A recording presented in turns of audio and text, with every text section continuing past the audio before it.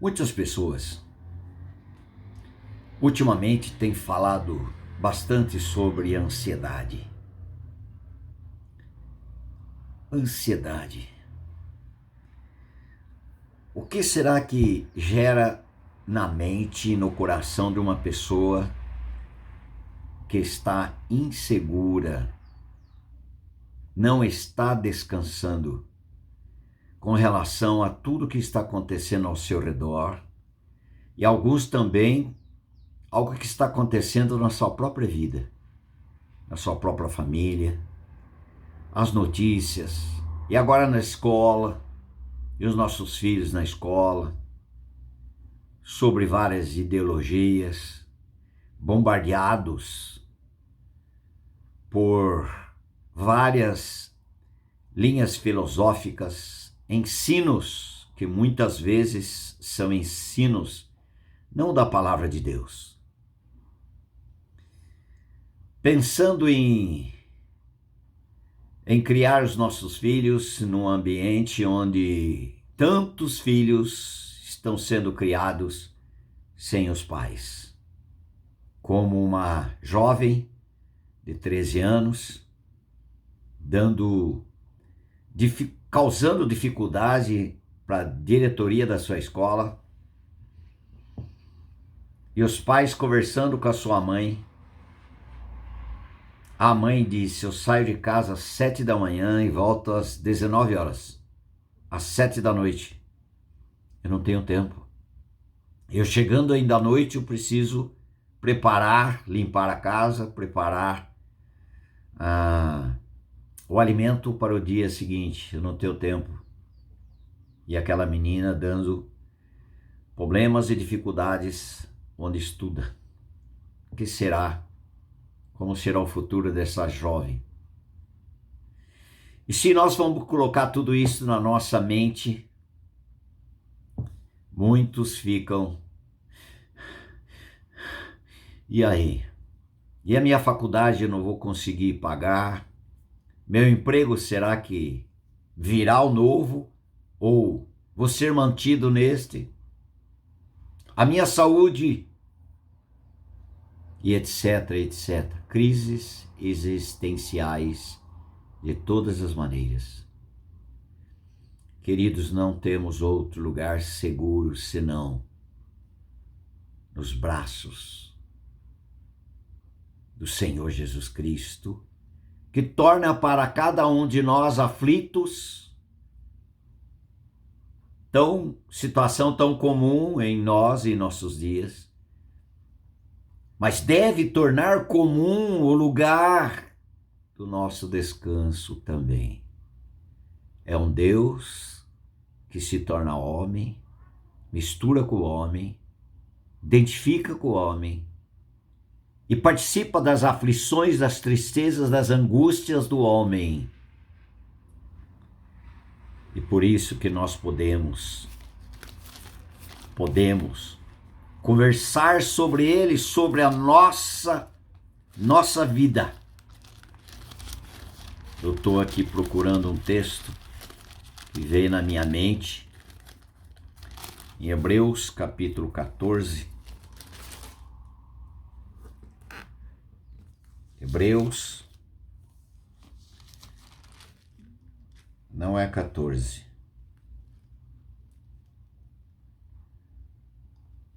Não é versículo 14.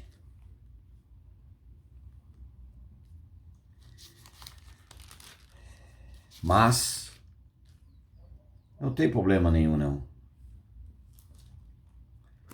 Outra hora eu comento com vocês. E esse vídeo vai continuar assim. Não vou parar não, gravar outro.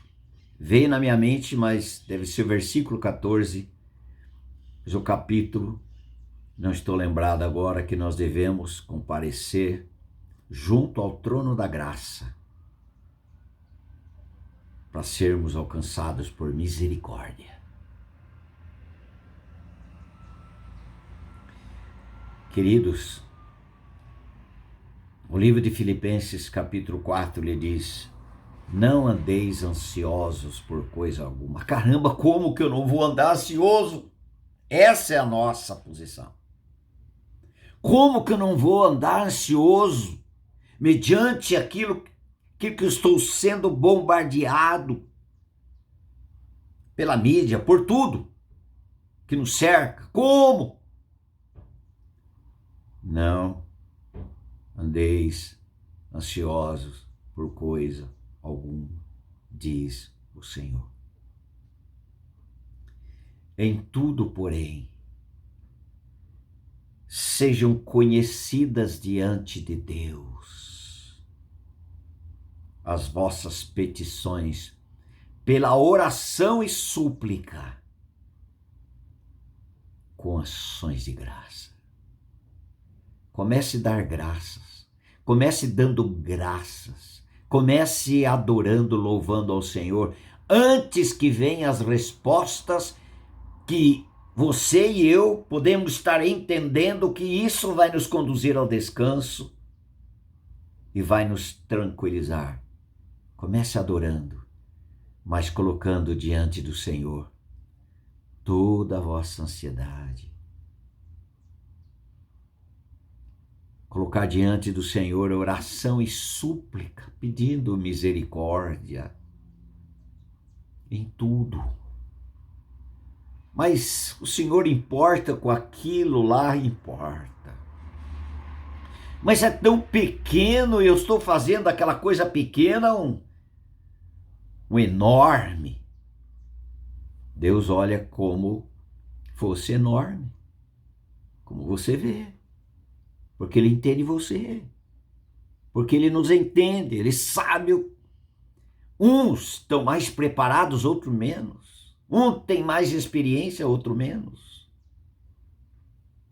Mas o Senhor nos trata com um único padrão: misericórdia, amor, graça sobre graça.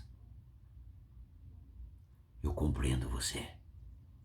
Como é gostoso estar nos braços do Senhor. Eu entendo você. Porque eu também fui homem. Eu fui desprezado pelos que andavam comigo há 3 anos. Na hora que eu mais necessitei, angústia profunda lá no Getsemane, eu não pude contar com nenhum deles. Na minha casa, quando estava lá com meus pais, meus irmãos, eles disseram para que eu pregasse longe, falasse a mensagem dele, a minha mensagem longe. E eu cheguei à seguinte conclusão dizendo: não há profeta sem honra, senão na sua própria terra, sua própria casa. Conclusão humana. Mas olha a situação. Jesus entende a minha dor, Jesus entende a minha angústia, Jesus entende quando sou desprezado, humilhado, deixado do lado, esquecido, esquisito, aflito, porque Jesus Cristo veio para buscar e salvar o perdido. Jesus Cristo veio para os aflitos e quebrantados de espírito. Como é bom ter Jesus. E aí ainda ele continua dizendo em Filipenses 4, no 6 de novo: não andeis ansiosos por coisa alguma. Em tudo, porém, sejam conhecidas diante de Deus as vossas petições pela oração e pelas súplicas, e pela súplica com ações de graça, e a paz de Deus, que excede todo entendimento, guardará a vossa mente e o vosso coração em Cristo. Finalmente, irmãos, tudo que é verdadeiro, tudo que é respeitável, tudo que é justo, tudo que é puro, tudo que é amável, tudo que é de boa fama, se alguma virtude há e se algum louvor existe, seja isso o que ocupe o vosso pensamento. Lamentações 3:21, ele diz: quero trazer na memória o que me pode dar esperança. E ainda, um texto tão conhecido por muitos, mas o conhecimento aqui é uma coisa, mas quando sai daqui e chega no coração é outra realidade, torna a realidade verdade. Ele diz em Mateus 6, versículo 25, por isso, digo, não andeis ansiosos pela vossa vida, quanto ao que haveis de comer ou beber, nem pelo vosso corpo, quanto ao que haveis de vestir. Não é a vida mais do que o alimento, e o corpo mais do que as vestes? Ele diz, você está ansioso, preocupado com amanhã, pagar aquela conta, pagar a outra, o que vai fazer? Ele diz assim, vai dar uma olhadinha nas aves do céu.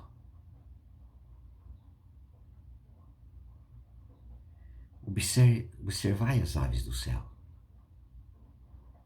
Não semeiam, não colhem, nem ajuntam em celeiros. Contudo, vosso Pai celeste as sustenta. Porventura não valeis vós muito mais do que as aves? Quanto você vale para Deus? Nós mesmos não valemos nada. Mas quando Deus olha para um homem, uma mulher, que sabe que não vale nada por si mesmo, ele dá o maior valor. Ele considera aquele que não tem consideração nenhuma. Ele valoriza quem não tem valor nenhum. Ele santifica o mais vil pecador. Ele salva em Cristo na cruz o mais perdido, injusto pecador. Porque Cristo atrai esse pecador em João 12:32. Ele diz, quando eu for levantado da terra, eu atrairei todos a mim mesmo. Cristo nos atraiu, nos aceitou, imundos, sujos, perdidos, podres, filhos espirituais do encardido, com a natureza do pecado. Cristo nos atraiu, porque o Pai nos conduziu a Cristo, nos batizou em Cristo, nos incluiu em Cristo e Cristo nos aceitou. Nos ressuscitou. Na ressurreição nos deu uma nova vida. Essa nova vida é Cristo vivendo em nós. Efésios 2:6. E em Gálatas 2:20, agora o nosso viver é Cristo. E vivemos pela fé. Porque Ele nos amou. E a si mesmo se entregou por nós.